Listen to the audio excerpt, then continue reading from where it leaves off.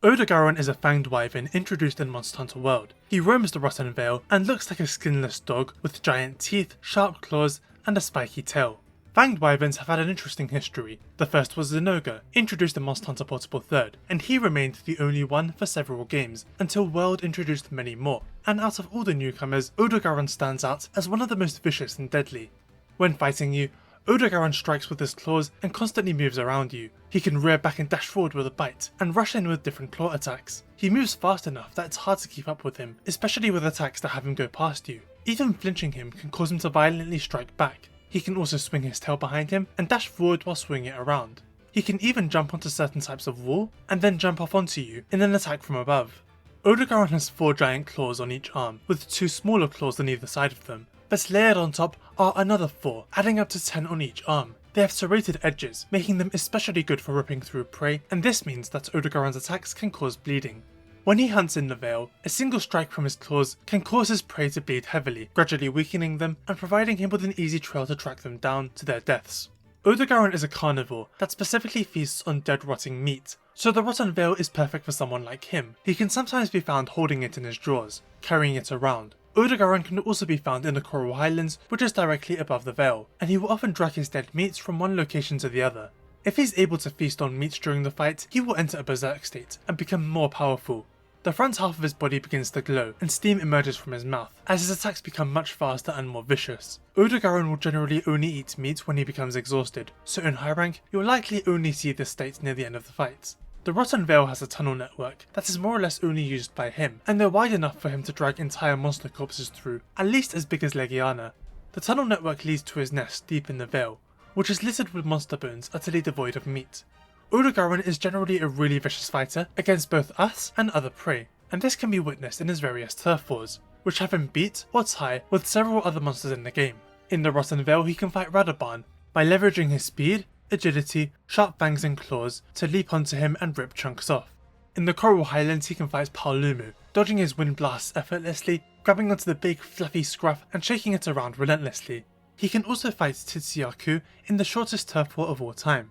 Titsi tries flashing him, but it barely does anything, and Odogaron bites back immediately. The reason he's able to resist the flash is because his eyesight is extremely poor. The Rotten Vale is filled with toxic gas called effluvium, and so Odogaron's eyes have slowly evolved to withstand it. While he has no eyelids, they're heavily protected due to thick corneas, which are ultimately responsible for his terrible eyesight and leave him barely able to discern light from dark. As such, he can withstand Titsi's flash. Funnily enough, you can witness Odogaron's lack of eyelids when he's sleeping. Look, they're wide open. In any case, the Rotten Vale doesn't get much natural light anyway, so he relies on a sense of smell. He can widen his nostrils to catch even the smallest scent, allowing him to locate meat from basically anywhere in the Vale. Other Odogaron turf wars have him tie with Legiana after a fierce back and forth. However, he fails to beat Vaal Hazak, falling victim to his toxic effluvium, and nothing compares to how he goes down against Devil Joe. Ebony Odogaron was introduced in Iceborne. Being a master rank subspecies, he is overall much more advanced. He's no longer limited to the Vale and the Highlands, being able to roam anywhere he wants in every locale in the game. He's more of a dark blue and purple colour, and his claws are stained red. Along with heightened aggression, he has dragon element abilities when in his berserk state, which he actually begins the fight in. In fact, the standard Odogaron also begins in the berserk state in master rank fights. Both can still exit it, in which case they'd have to eat more meat. For this reason, Ebony is always seen carrying extra meat with him, unlike the standard Odogaron, where it's only sometimes. This makes for amusing moments during fights, as whenever he changes areas, he will always beeline towards the meat and grab it before heading to his desired location. Ebony is believed to gain his dragon element abilities directly from the meat, which is also what has changed his coloration over time. So what kind of dragon element abilities does he have? He can use it to augment his bite attacks, giving them extra power. He can also spit it out while jumping through the air. He can also do more rushing attacks, and all these factors together make Ebony Odogaron a far greater threat than the original. And this is even shown during his introduction cutscene, although this doesn't seem to extend to his opponents during turf wars.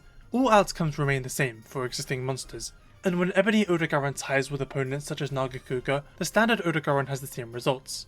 Ebony Odogaron's berserk state can actually be suppressed with elemental weapons. Damaging his head enough will shut it down completely, requiring him to eat meat again to get it back. Of course, Dragon Blight stops you from dealing elemental damage, so this makes for a challenge, as you need to attack Ebony without his dragon attacks getting to you. While the standard Odogaron is constantly rushing at you, Ebony is far better at getting around your line of sight, especially in berserk mode. Odogaron has in total 12 different armour designs. The male alpha armour is samurai inspired, with large pieces of Odogaron's hide layered on top of black garments. The male wears a mask that covers his entire face, and it has glowing eye holes. The male beta set has thicker armour and a different mask that has perked up ears. The female alpha armour is a bit different, still very armoured but also exposed in a few areas, such as her back and the sides of her upper legs. She wears a different mask that's still styled off Odogaron, but it only covers her lower face. The beta set has a mask similar to the male alpha, but she wears it on the side of her face. This set has a bow on the back of the waist, with 2 capes trailing. Then we move on to master rank. The male alpha set looks very similar, but is lightly armoured, with less parts being covered by Odogaron hide. The wig is much bigger too, covering most of the face, and there are now 2 small blades that rest on his back, purely for decoration. The male beta set, however, is very different. He's still wearing the mask, but now has a circular hat, also known as a casa, not to mention a trailing scarf and a flowing tattered waist cloak. The master rank female alpha set is she's only wearing half a mask and is much more exposed than the male. But while he was at least wearing black garments, she has fishnets. Her legs are very armoured though, but I'm honestly not too impressed with this one. The beta set, however, brings it back, once again having a casa. She's exposed on her midsection, but is mostly covered by a tattered cloak that's affected by physics, leading to a loss of movement. The sets have skills that are good for maintaining sharpness, but also have high levels of critical eye.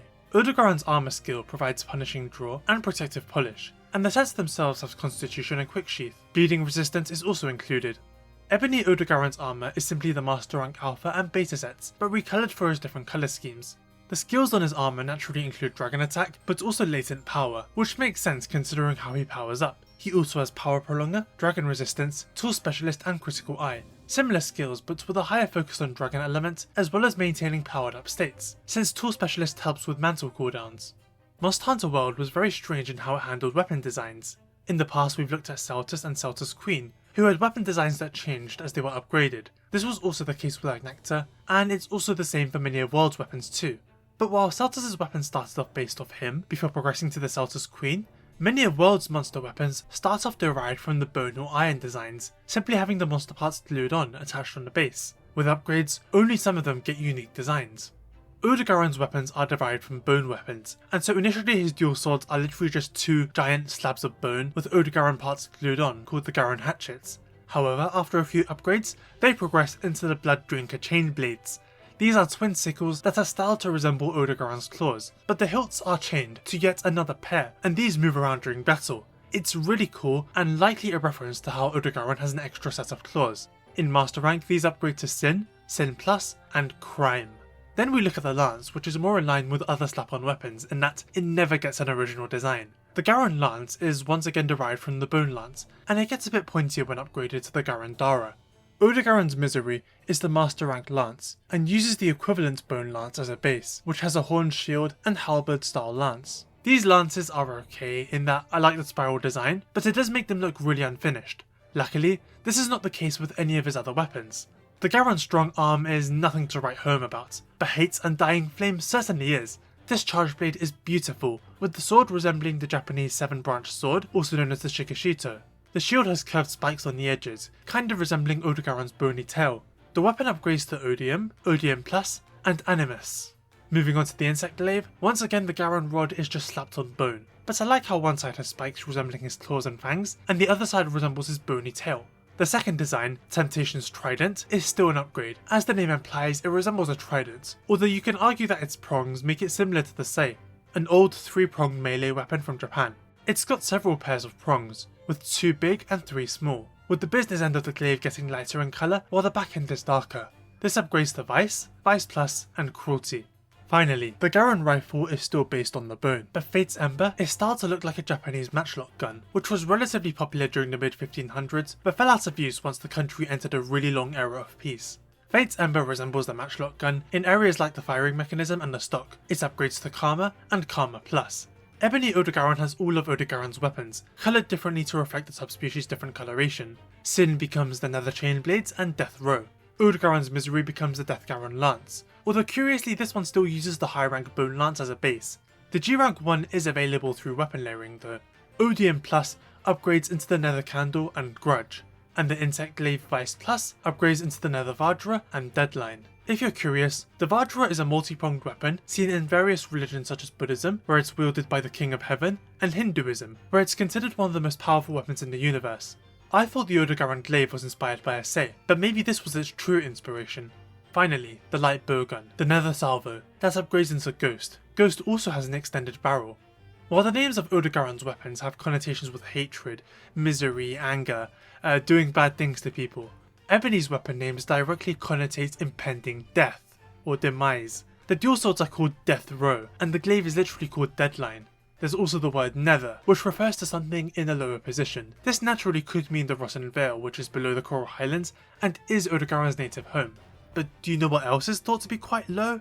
Hell, said to be beneath the earth. It's almost implying that Odogaron died and was reborn as Ebony, as a stronger, more capable Fanged Wyvern.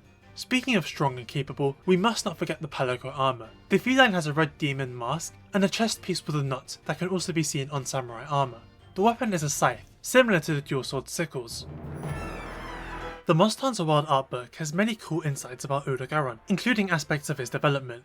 Here we can see some earlier concepts for him. Some are similar to what we got in the final game, as in they all have giant claws and teeth, but they're still quite different compared to the final product. This concept, labelled Fanged Wyvern 1, has a much smoother hide than Odogaron. His claws seem smaller, and his tail is lacking the bony spikes. He's also an entirely different colour, being more lavender and beige. Fanged Wyvern 3 also looks very different, being an ashy colour with a red underside. His big differences come from his face. He has two large pointy ears and a snout that looks very dog-like. His tongue is also hanging out, making him look somewhat unserious in my opinion.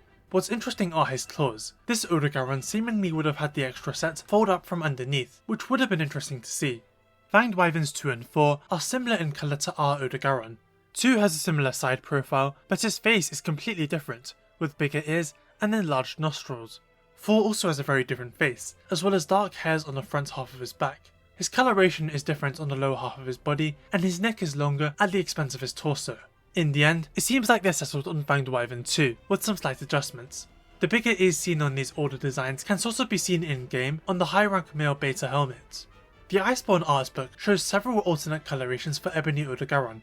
As you already know, the final version is this cool purple and red colour, but he could have been white. He could have been lilac, yellow, or even light blue and pink. The World and Iceborne art books also feature brief excerpts from directors Yuya Tokuda and Konami Fujioka discussing various monsters, and so they talked about Odogaron and his subspecies. Yuya Tokuda stated that while developing Odogaron, they believed his attack rate, combos and bleeding, not to mention his berserk states, made him very unfair to fight for players, so they made sure he didn't do too much damage overall. Konami Fujioka noted something interesting. He said Odogaron's berserk state wasn't really seen a lot by players because of how good they were at handling him. Most monsters only eat when they become exhausted, and in many cases they'll die before that happens, or simply recover without eating. So this is indeed very plausible. I myself struggled to witness him entering the state in the Rotten Vale. I had to intentionally hold back in an arena quest instead. This directly motivated the development team when considering Odogaron and Ebony in Iceborne. This is why they both start off in a berserk state, so players can actually see it this time. Dragon element attacks were given to Ebony Odogaron in order to make him a strong element monster, but also to synergize with the elemental suppression mechanic. Remember, Dragon Blight stops your own elemental damage, so you have to become really skilled at avoiding the dragon attacks. There's also an interesting point, where Fujioka said the mechanic was designed so players could decide whether to bring an elemental weapon to suppress Ebony or push onwards with non-elemental, which I find interesting.